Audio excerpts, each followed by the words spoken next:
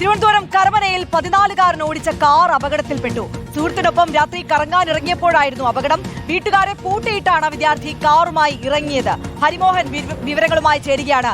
ഹരിമോഹൻ, ഒരു 14-കാരൻ വീട്ടുകാരെ പൂട്ടിയിട്ട് കാറുമായി രാത്രിയിൽ ഇറങ്ങിയെന്ന് പറയുമ്പോൾ തന്നെ പേടി തോന്നുന്നു. ആ ദൃശ്യങ്ങൾ അതിനേക്കാൾ ഭയാനകമാണ്. എങ്ങനെയുണ്ട് 14-കാരന്റെ ആരോഗ്യനില?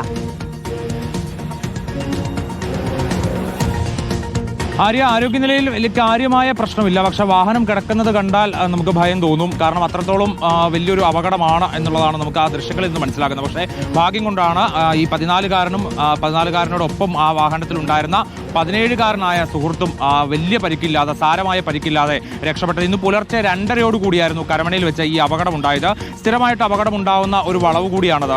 ആ ഭാഗത്ത് പ്രത്യേകിച്ച് വേലിക്കെട്ടോ അല്ലെങ്കിൽ മറ്റെന്തെങ്കിലും തരത്തിൽ വാഹനം ഇടിച്ച് താഴേക്ക് പോകാതിരിക്കാൻ ഭാഗത്തിനൊന്നുമില്ല. ഇത്ര അപകടം ഉണ്ടായിട്ടും എന്നുള്ളതാണ് വസ്തുത. പക്ഷേ അതിനേക്കാളേറെ ഗുരുതരമായ ഒരു കാര്യം, ഈ 14 വയസ്സുള്ള ഈ വിദ്യാർത്ഥി വീട്ടുകാരെ പൂട്ടിയിട്ടുകൊണ്ടാണ് ഈ സുഹൃത്തുമായി കറങ്ങാൻ ഇറങ്ങിയത് എന്നുള്ളതാണ്. പോലീസ് ഇതുമായി ബന്ധപ്പെട്ട ആശുപത്രിയിൽ എത്തി ഈ ചെറുപ്പക്കാരനോട് ചോദിച്ചപ്പോൾ ഈ വിദ്യാർത്ഥി പറഞ്ഞൊരു മറുപടി എന്ന് പറയുന്നത് ചായ കുടിക്കാനായിട്ടാണ് താൻ സുഹൃത്തിനോടൊപ്പം പോയത് എന്നുള്ളതാണ്. എന്തായാലും പുലർച്ചെ 2:30 കൂടിയാണ് അപകടം ഉണ്ടായത് എന്നുള്ളത് കൂടിയാണ് അതിനകത്ത് ഏറ്റവും ശ്രദ്ധേയമായിട്ടുള്ള കാര്യം. 14-കാരനാണ് ആ വാഹനം ഓടിച്ചതും. വീട്ടുകാർ ഈ പുറത്തേക്ക് വാഹനവുമായി പോകാൻ അനുവദിച്ചില്ല. കാരണം 14 വയസ്സേ ഉള്ളൂ, വാഹനം ഓടിക്കാനുള്ള ലൈസൻസ് ഒന്നും തന്നെ ഇല്ല. അതോടുകൂടിയാണ് ദേഷ്യം വന്ന് വീട്ടുകാരെ താൻ പൂട്ടിയിട്ടത് എന്നുള്ളത് കൂടിയാണ് വിദ്യാർത്ഥി പോലീസിനോട് പറഞ്ഞിരിക്കുന്നത്. എന്തായാലും വിദ്യാർത്ഥിയുടെ പിതാവിന്റെ പേരിൽ ഒരു കേസ് രജിസ്റ്റർ ചെയ്തിട്ടുണ്ട്. അതായത് പ്രായപൂർത്തിയാകാത്ത ഒരാളുടെ കയ്യിൽ വാഹനം ഏൽപ്പിച്ചു എന്നുള്ള വകുപ്പ് ചുമത്തിക്കൊണ്ടാണ് ആർ സി ഓണറായിട്ടുള്ള ഈ കുട്ടിയുടെ അച്ഛന്റെ പേർക്കൊരു കേസെടുത്തിരിക്കുന്നത്.